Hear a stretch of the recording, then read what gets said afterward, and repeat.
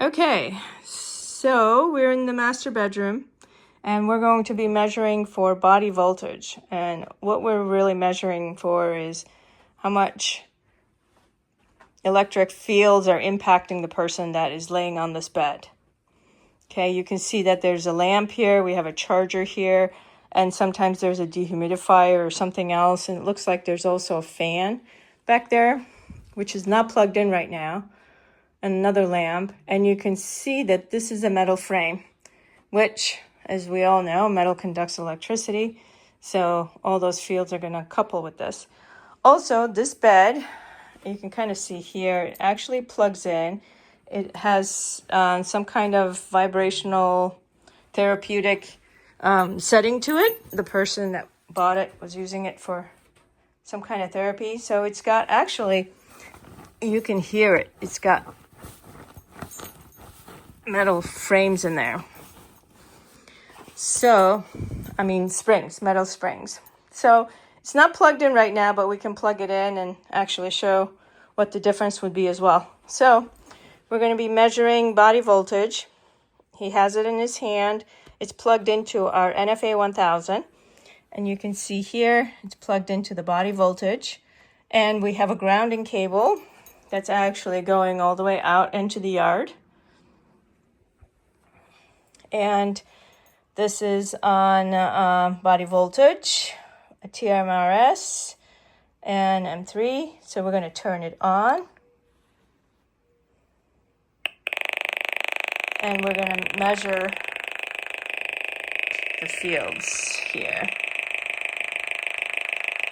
So I might actually have him read it to me, but here, let's just say it's 533. Let's just say it's 533 with everything on. And now I'm going to go ahead and unplug things. So I'm going to go ahead and unplug the lamp. Wow. Just the lamp. Look at that. Went down to 130. And I also unplugged the charger by accident. But let me just plug it back in.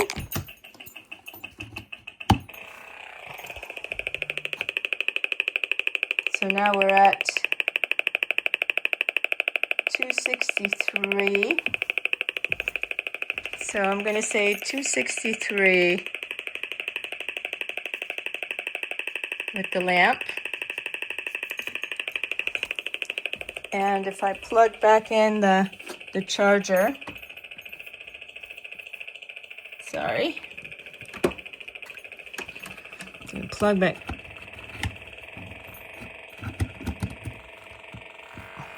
All right, so we got those two plugged in. Let me step away. So I'm coupling it. Now we're at even higher, 647. Okay.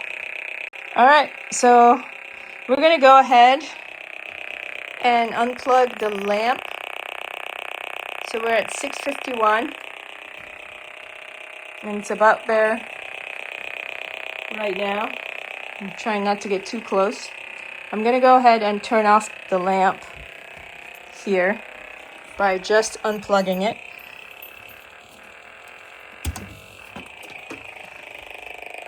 That's just the lamp.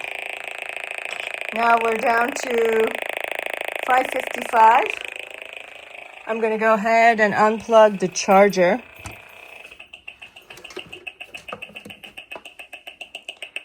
And we're down to 146.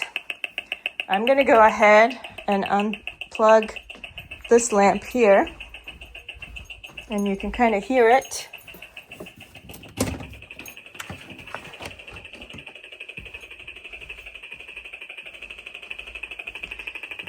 That didn't seem to do much. So we're back up at 248. So let me just demonstrate to you guys one more thing. I'm going to go ahead and take this plug to the bed and plug it in. can figure out how to plug it in.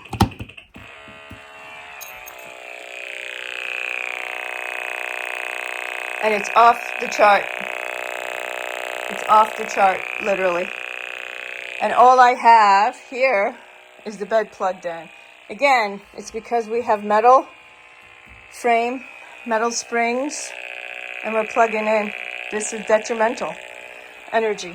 So I'm going to go ahead and unplug so you guys can see the difference. So we're still not down too much. So now what we're going to do is we're going to turn off some circuits to see if there's anything we can do to help bring this down even more. So I'm going to turn off this one light as well. Let me unplug it. That lowered it down to 216. Is there anything else that we can unplug? Let's see. Oh, we have a lot of outlets here. So let's see if it makes a difference if we unplug some of these. There's one. Went down a little bit. There's two. You can hear it as we're unplugging things. The last one.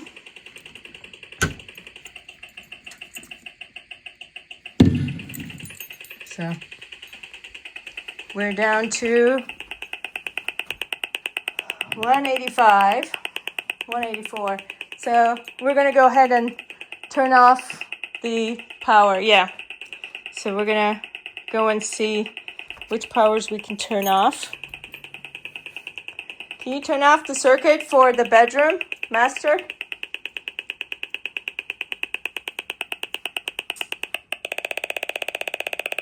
Wow, that made it go up.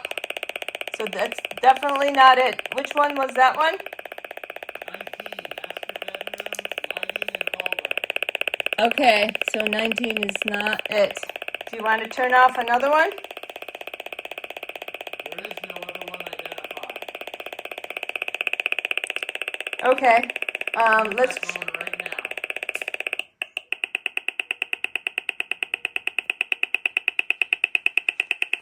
Wow, when you turn it on, it goes back down. So let's try a different circuit. Here's master everything now.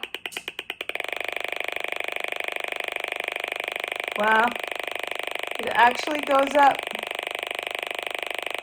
I'm turn it back on Yep, you can turn it back on. right now.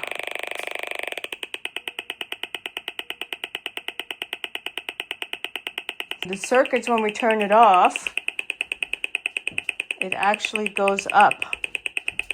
So we're going to look at a circuit that actually brings it down. So, Now 23, okay, master bedroom lights.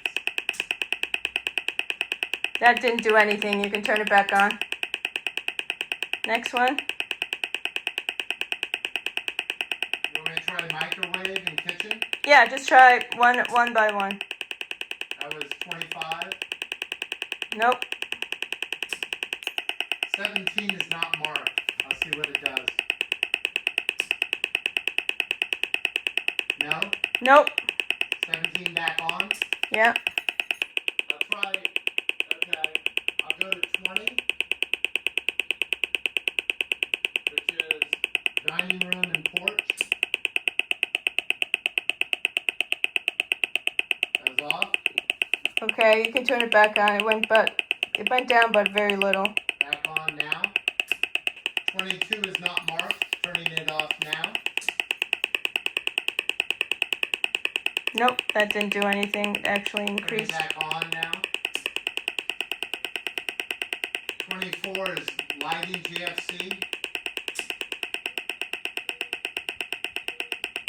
Turning it back on now. 24 went to 168. Okay. Then rear bedroom lights 26. Wow, 26 is actually making it go up. So that is the hallway Okay. It turned off the hallway here. All right. And it turned off the hallway bath as well. Okay. I just turned off 28. It goes down, but very little. Back on. Number 27.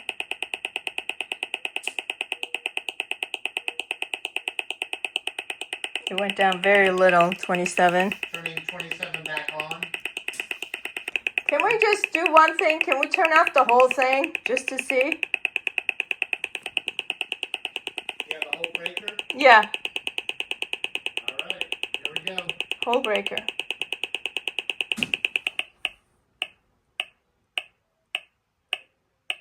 Yep. The whole breaker. Okay, you can turn it back on. Goes to 35.6. Breaker going back on. Can you do me a favor and turn off 24, 28, 20, and 27? You want the master bedroom lighting off? Yeah. So that's 19. Number 20. The dining room porch light. You said 24. 24, And what else? 28, and 27. Okay. Okay, we're down to 148 with all 5 of those. 147. Okay. Thank you. Alright. Okay, so regarding the body voltage readings for the master bedroom, as we stated, we demonstrated the high body voltage due to the fact that this is an electric bed and it has metal springs. It also has the metal headboard and the frame. And we demonstrated the high body voltage readings with the lights turned on, and this one as well. And then we had a charger here. We demonstrated that. And then also the TV and DVD player and the cable box, which are actually across the bed over here, which we don't have a picture of. So knowing that, even when we turned off the power, we still had 35. So we still have something going on in there that is causing electrical fields to couple. When we unplugged everything in the room, we were still at 189. And then when we turned off specific circuits, we could only get it down to 143. Which, if you look at the ratings here, we want to be basically under 10 if possible, but between 10 and 100 for the slight consideration. So when we looked at the outlets, these are actually the outlets that are here. The outlet that's here, and then the outlet here. It's the first outlet that these lights are actually connected to. So you can see here that it is got an open ground. The second one is fine, and this is just the location of where they are. And again, the first socket, it's got an open ground. So as we can see, the socket tester shows an open ground, but we're still able to get voltage at the outlet. So what's happening behind the scenes? So if this was basically hooked up correctly, then the stray voltage would safely drain to earth. We wouldn't have any problems. But because we don't have the ground, there's no escape path for the voltage. So the voltage floats onto the metal parts, and since we have a lot of them, we have the high body voltage. So again, this is just an explanation of what happens with the open ground. And I'm just going to scroll through. These are just some explanations. So the recommendation is basically to fix the ground. We have to do that in order to eliminate some of those or all of those electric fields. In the meantime, you can use a grounding mat so that you can get that electrical current off you.